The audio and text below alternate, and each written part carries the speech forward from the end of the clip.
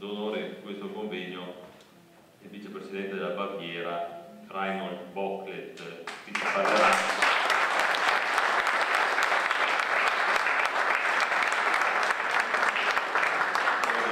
dell'esperienza bavarese, che sarà appunto stimolo per capire e studiare i nuovi modelli delle autonomie locali. Per i saluti di introduzione do la parola al Presidente Popolare di Riveto e fondatore costituente Civica Popolare, Domenico Minorello.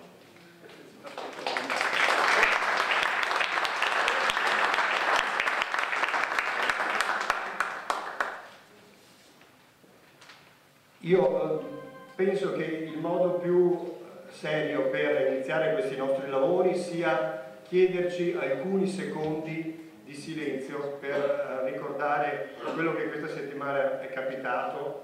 Mi riferisco alle stragi di bambini e di cristiani che si sono consumate ancora una volta con una efferatezza che ci costringe a guardare questo orizzonte per poter essere più precisi e più pieni di domanda anche nell'affrontare i temi che riguardano la nostra regione. Grazie.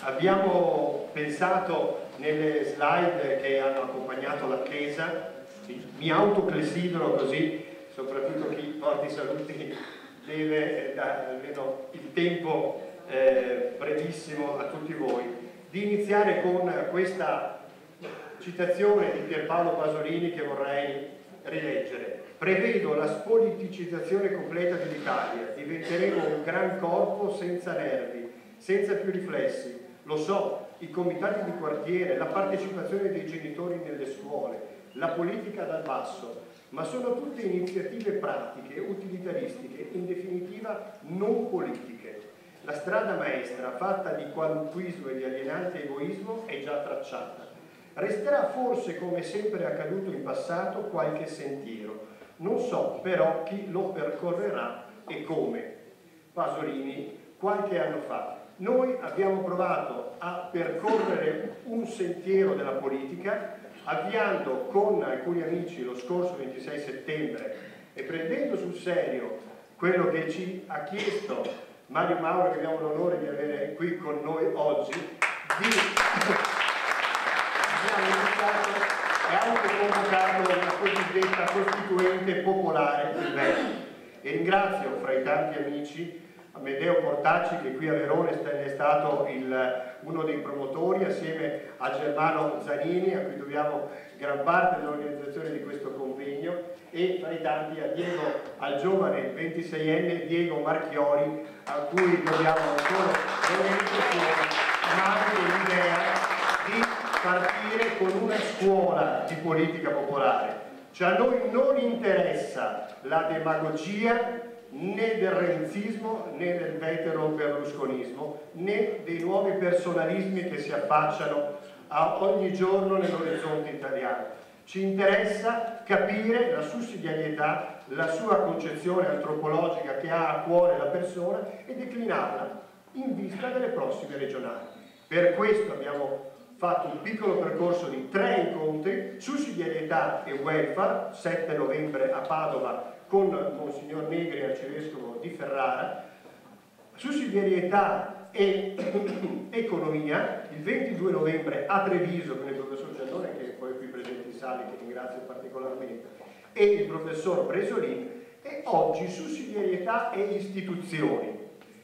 Sapendo, l'abbiamo letto in alcune citazioni di Don Sturzo tratte dal convegno del Partito Popolare del 1921 e dall'appello ai liberi e forti del 1919, che il tema della regione è scritto nel cuore dei popolari, della storia dei popolari. E oggi percepiamo che questo tema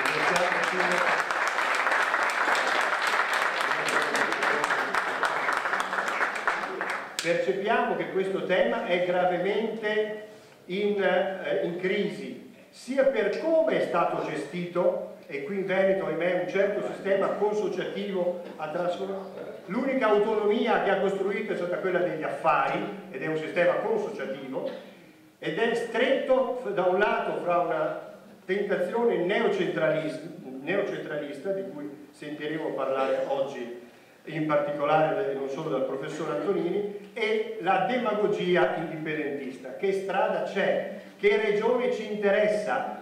Con quali confini sono ancora adeguati questi confini scritti nel 1918? Come la regione può aiutare la singola persona e l'impresa a rifare produzione e occupazione? Sono temi che consegniamo ai nostri relatori e fra tutti permettetemi, e chiudo, di dire che oggi abbiamo l'occasione in più, oltre al giudizio che impareremo da Mario Mauro, da Luca Antonini, di Flavio Tosi, mi permetto di dire una parola finale, abbiamo anche la possibilità di guardare ad un modello, la Baviera, non a caso costruita e governata da un partito come la CSU, che coniuga l'autonomismo con la capacità di unità. A questo modello noi guardiamo, ringraziamo sinceramente la presenza del vicepresidente del Parlamento della Baviera e a cui chiediamo anche di, virgolette, adottarci, aiutarci in questo coraggioso ma interessante per noi tentativo di ricapire e ricostruire il popolarismo nel Veneto. In questo percorso, che credo non tanti stanno facendo in regione, noi vorremmo scrivere un manifesto popolare alla fine di questi incontri, i pochi obiettivi, alcuni li avete visti scorrere, con i quali ci confronteremo con chiunque, ma siamo entusiasti di aver incontrato nella nostra strada alcune realtà che rifuggono la demagogia e stanno costruendo sul dialogo sui contenuti. Mi riferisco in particolare alla fondazione Ricostruiamo il Paese del sindaco Flavio Tosi e del modello Verona che il sindaco Flavio Tosi ha voluto innanzitutto per la sua città qualche anno fa, dando rappresentanza anche a chi non si riconosce nei partiti tradizionali, ma si riconosce in alcune matrici culturali molto precise. In questo senso chiederei, sempre girando la clessidra, io sono quasi giusto, ma in mezzo c'è stato anche a Fabio Venturi, che segue la fondazione Ricostruiamo il Paese e coorganizza con noi, ci fa l'onore di aver coorganizzato con noi questo evento, di portarci un saluto e poi un flash da parte di Ettore Bonalberti che rappresenta in qualche modo l'antica tradizione su cui ci innestiamo, rinnovata da tanti giovani di cui abbiamo parlato prima. Fabio.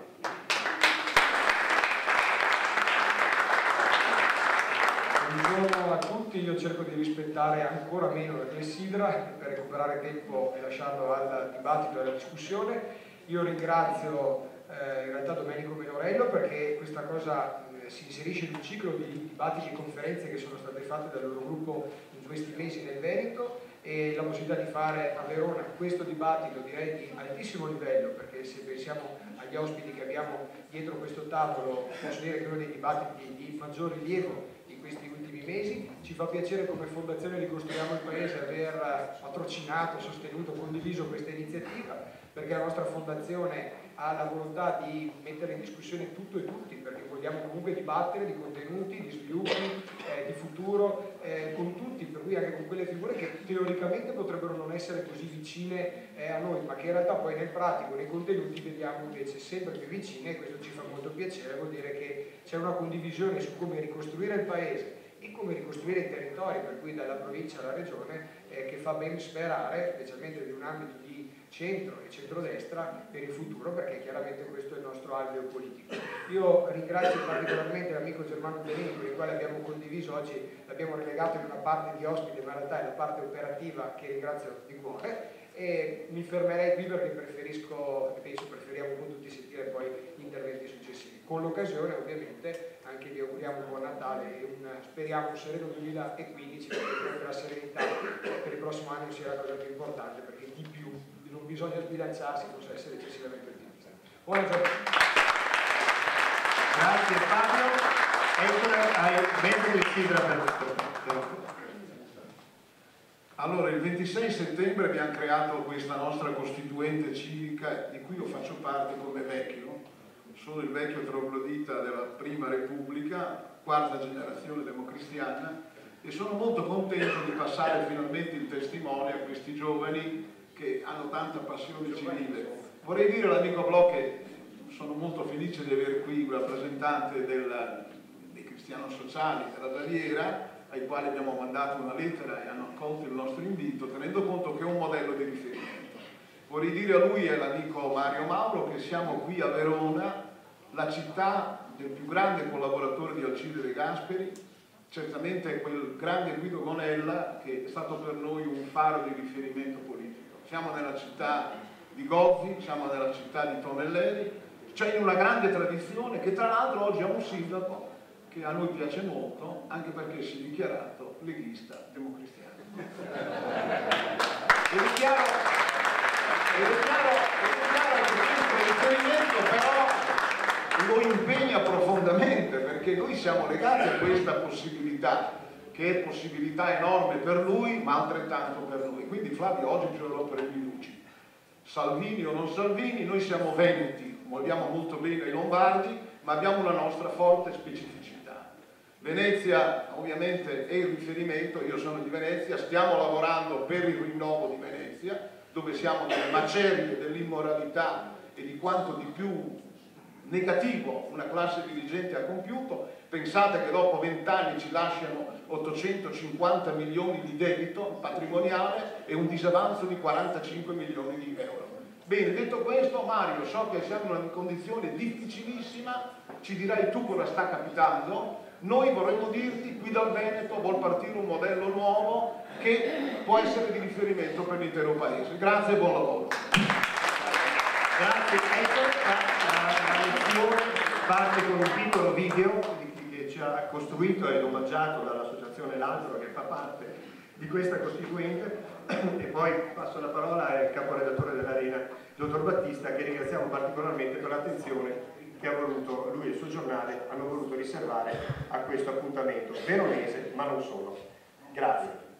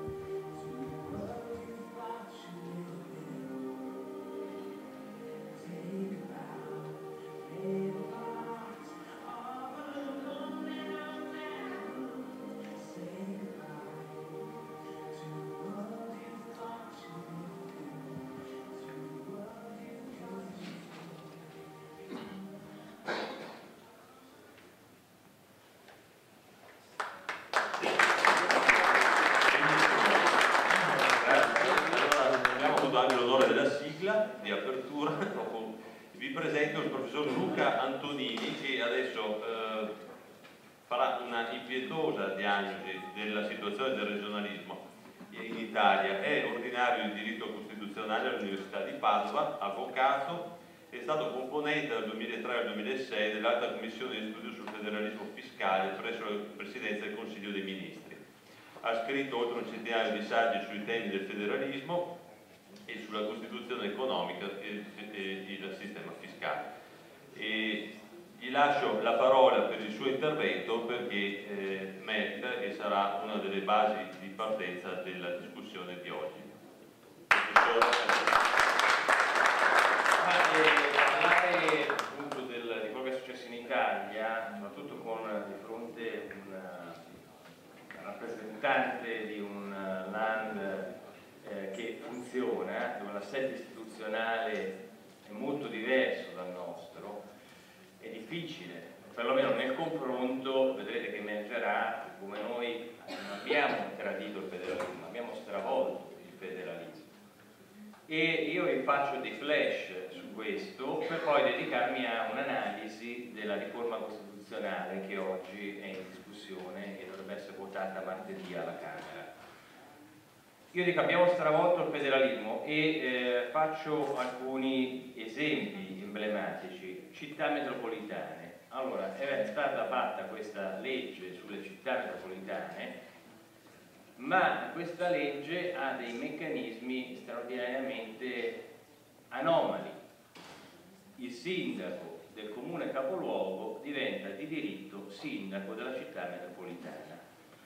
Allora, questo meccanismo è un meccanismo che è stato ispirato, ha avuto un'incidenza molto importante nella scrittura di questo meccanismo, cioè pensate a Venezia, il sindaco di Venezia che è eletto da 200.000 abitanti diventa di diritto il sindaco della città metropolitana di Venezia, che ha una provincia, quindi ha 1 milione di abitanti. Quindi c'hai 800.000 persone che non hanno mai eletto quella persona, che se lo ritrovano come sindaco, che ha dei poteri molto forti perché decide la pianificazione urbanistica generale. Capite che qui siamo al di sotto di qualsiasi standard minimo di democraticità. Come mai abbiamo fatto un pasticcio del genere? Non c'è nessun modello al mondo una cosa del genere. C'è 800.000 persone che si trovano un sindaco imposto che non hanno mai eletto, che farà evidentemente gli interessi di chi l'ha eletto, dei 200.000 che l'hanno eletto. Non c'è in nessun modello al mondo una cosa del genere, né nei modelli francesi né nei modelli anglofoni, non c'è, questo modello non esiste. Beh, quella legge, che è una legge fatta di un articolo e 300 commi, tipo una finanziaria, un articolo e 300 commi, quindi una legge di riforma